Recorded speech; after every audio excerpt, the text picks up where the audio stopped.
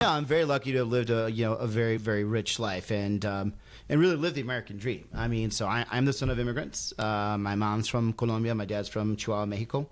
Lucky enough to be born in this country, the best country in the world.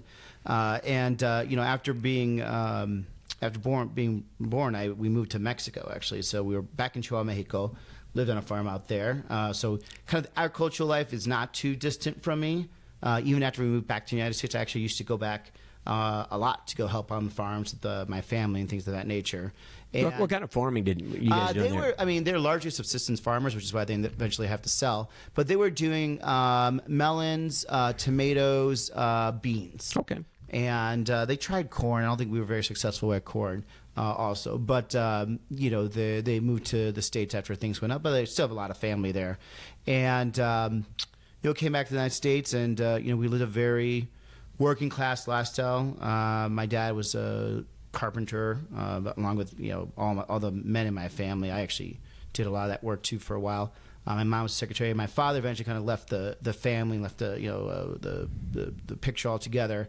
And so my mom raised us and my three sisters alone on a secretary's salary. So it was a little rough for a while. Now, were you in Chicago at this point? Chicago, yeah. Okay, yeah. Chicago, and then the south suburb of Chicago called Evergreen Park. Okay.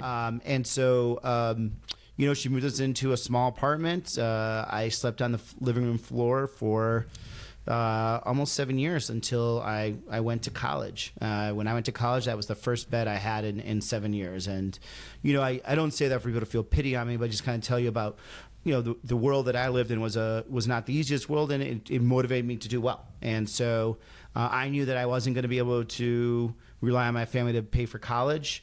I knew that I was a smart kid and that I can work hard, and I decided to get myself a scholarship, and I was going to try to get the best colleges that I could.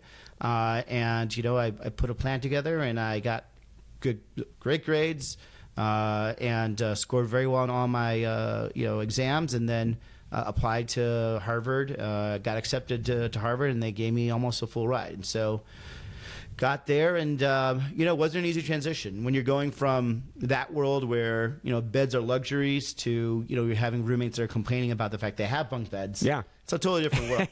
And I was very happy when I was on my bunk bed.